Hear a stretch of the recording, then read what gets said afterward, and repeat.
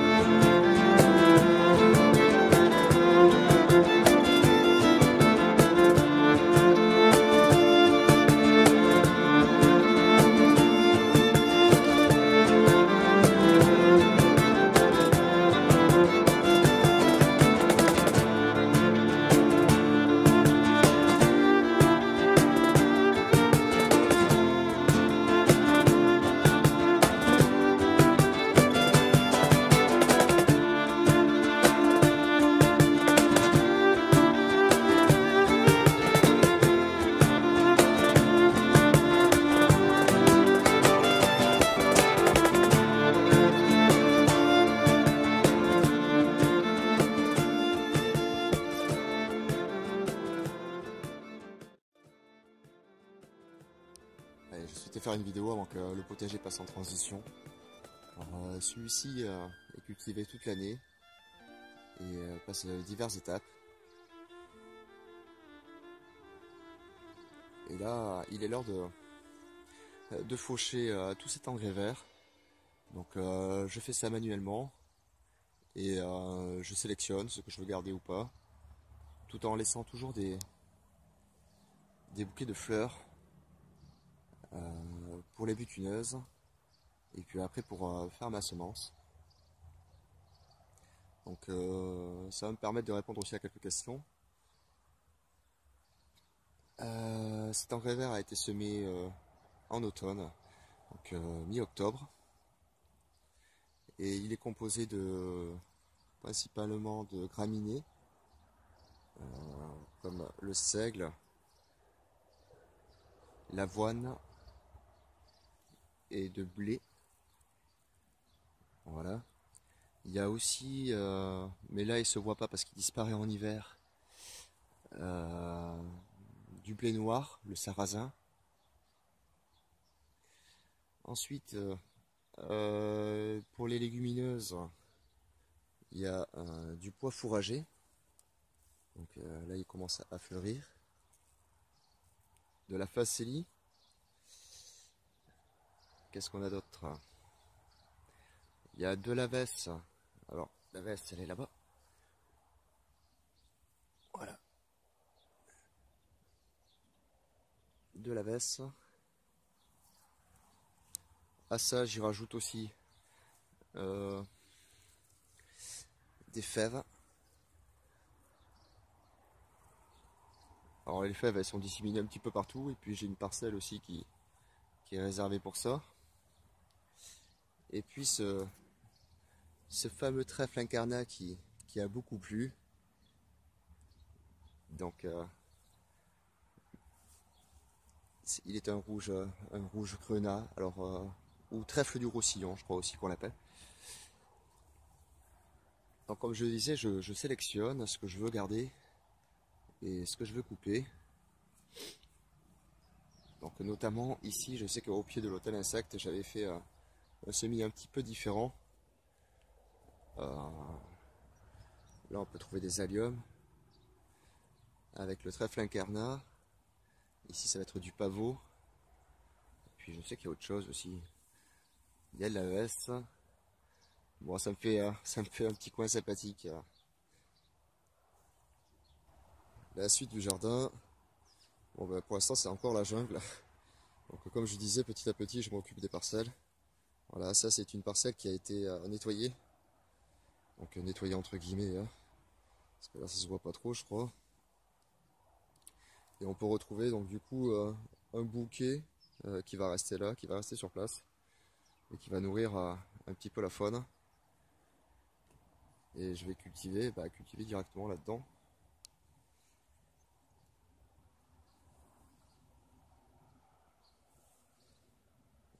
Là c'est une seconde butte, pour l'instant j'ai rien touché. Là il est 9 h du matin, alors pour l'instant ça se réveille tout doucement. Et on peut voir que nos amis et bêtes à bon Dieu sont déjà là. Après c'est l'abondance de butineuses, alors il y en a partout. Voilà, ici j'ai été obligé de tirer des cordes pour pouvoir passer dans mes allées. Du moins ici, parce que la nature a repris ses droits. Ça c'est censé être une allée.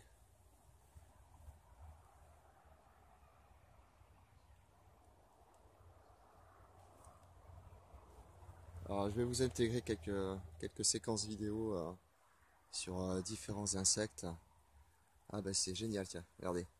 Ça c'est un... Alors à chaque fois je me trompe je crois, mais c'est un téléphore.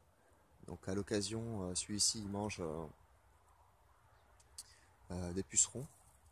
Et juste à côté, alors je vous ferai un zoom avec une caméra un peu mieux adaptée. Ici, c'est une larve de coccinelle.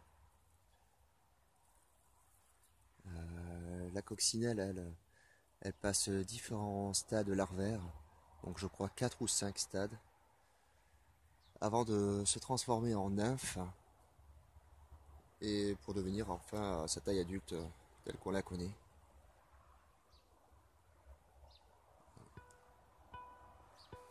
Et je vous fais un zoom de ceci.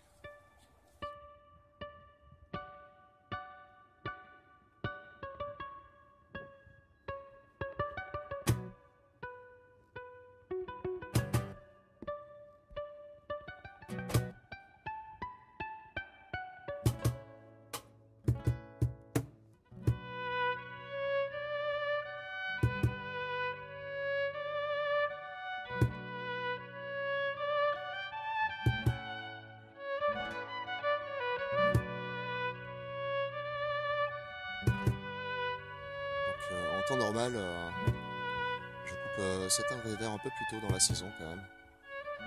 Je compte la seconde semaine ou troisième semaine du mois d'avril. Mais là cette année le printemps a à peu près 2-3 semaines de retard, donc je suis son cours, même si ces derniers jours ça va un peu plus vite. Hein. Voilà, bah tiens, encore un autre exemple. Par contre là c'est dur à déterminer. Est-ce qu'il s'agit d'œufs de coccinelle ou pas, je ne sais pas.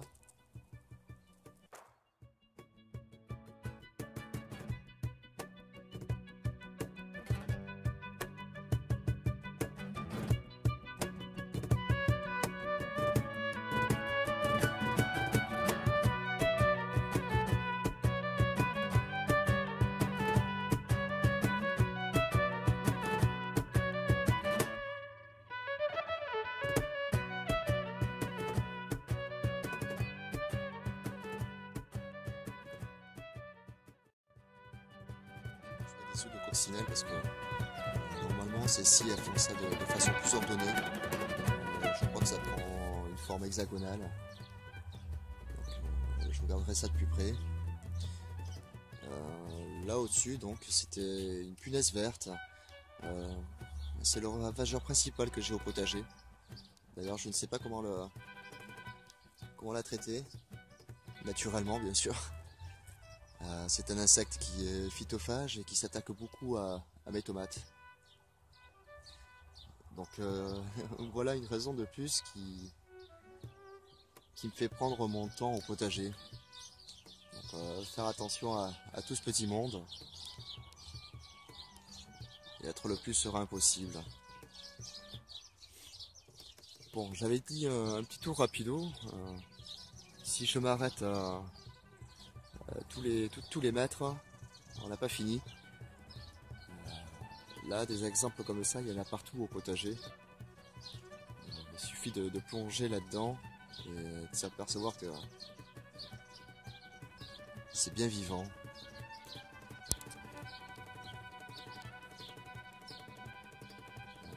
c'est la zone de l'hôtel insecte, du grand hôtel insecte. Je m'en suis pas encore occupé. Donc, comme je disais, je sélectionne des fleurs et puis en suivant, je sais que là c'est un poireau qui est sélectionné pour de la semence, comme celui qui est derrière là-bas. Et quand il va venir fleurir, ça va surtout attirer les guêpes. Les guêpes sont aussi des bons alliés.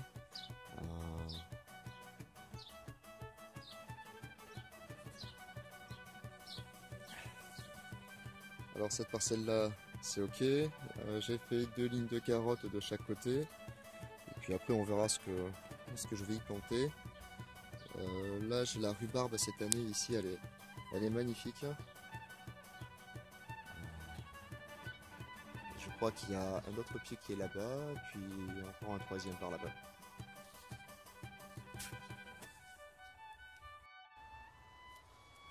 Il va falloir que je me dépêche parce que j'ai plus trop de batterie.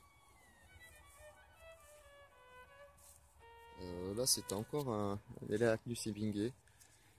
Alors, il produit des petits fruits comestibles dont je profite pas. C'est surtout les oiseaux qui s'en régalent.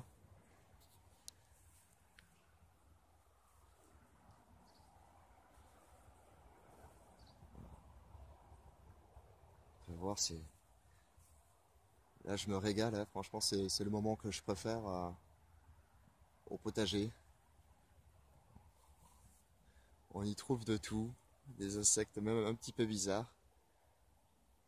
On y retrouve la vie mais aussi la mort. Par exemple ici, donc une abeille vient de se poser à côté d'une araignée jaune.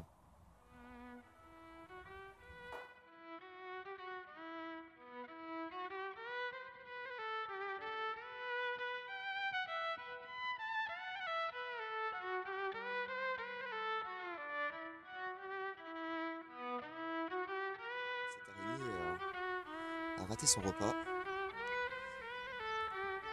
C'est les lois de la nature, hein. Cette araignée peut très bien attraper des abeilles, mais elle peut attraper d'autres insectes qui me seraient nuisibles aussi au potager.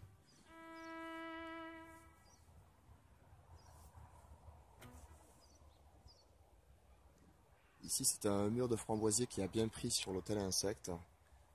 Tellement bien pris que j'en retrouve même dans mes fèves. Il est en train de galoper partout. Donc, je ferai un petit ménage pour mettre un peu d'ordre. Là, c'est un bananier qui s'élève.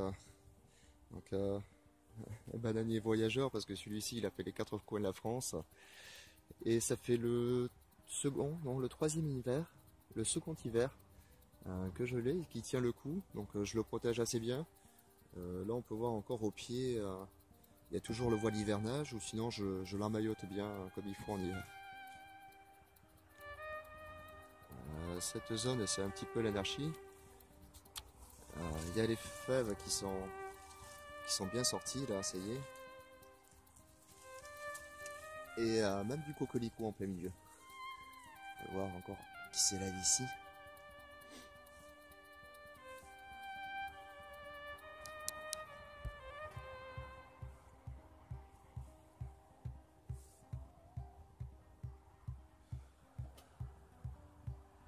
Alors ici c'est le premier grand quart du mandala. J'attends que les fèves arrivent. Ça y est, hein, elles commencent à bien gonfler. Je donnais pas cher de leur peau quand le froid sibérien est passé par là, parce qu'elles étaient complètement cramées et même ratatinées. Et puis elles sont reparties de plus belle. On peut voir, il y a vraiment des belles gousses là. Donc elles prennent le froid et puis après ça doit les stresser. Et donc elles se multiplient au pied. Là c'est une laitue spontanée.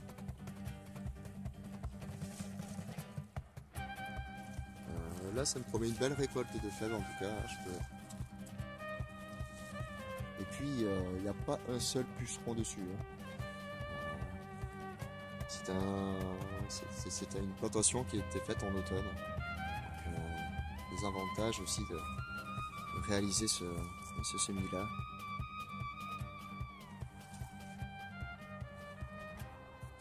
Toujours un bouquet de fleurs pour attrayer tout ce beau monde. Ici c'est un pavot californien. Donc ce que j'aime beaucoup c'est associer les fleurs aussi aux céréales. Je trouve que ça fait vraiment un joli bouquet.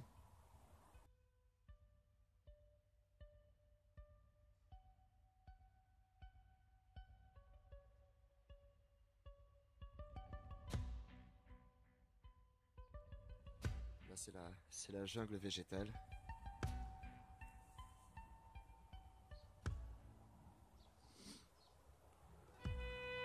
Mon fameux trèfle incarnat. Une parcelle que j'ai nettoyée il y a 3 jours. Donc j'ai été obligé de laisser la ligne de seigle là. Parce que j'ai trouvé des larves de coccinelle. Donc c'est ce que je disais, je prends garde, je fais attention. Là, un poireau qui s'élève, j'ai jamais vu un poireau s'élever comme ça.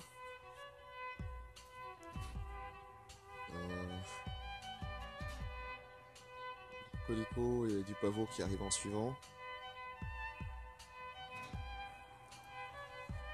Cette zone, ce côté-là de butte aussi est quasiment prêt. Cette année, je fais de la blette aussi, en semences. Donc je laisse différents pieds pour avoir une diversité génétique.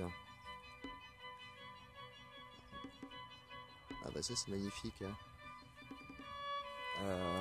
J'ai sauvé une larve que j'ai placée dans la consoude.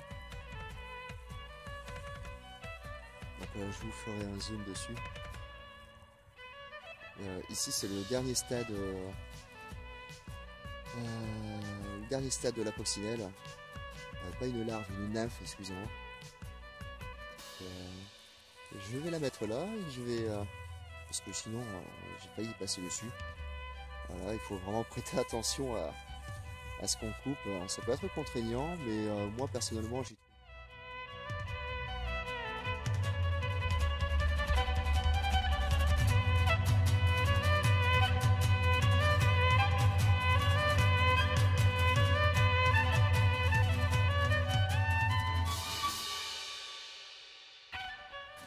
Allez, je vous laisse sur cette belle consoude. Et cette vidéo prend fin comme elle a commencé. Un joli bourdon. Et comme elle a terminé, la belle coccinelle.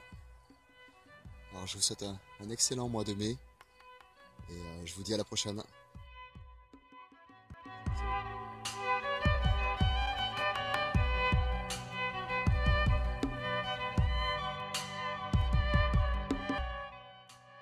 Bonus vidéo pour ceux qui suivent celle-ci jusqu'au bout. Hop, un petit hôtel à hérissons. Alors si vous avez vu sur ma vidéo précédente avec la biodiversité, en fin de vidéo je vous montre un hérisson. Et certainement que ici c'est sa cabane. Donc, tout simplement un chapiteau de branches. À l'intérieur un peu de paille. Et puis il se sent comme à la maison. Allez, au plaisir partagé. Salut, salut.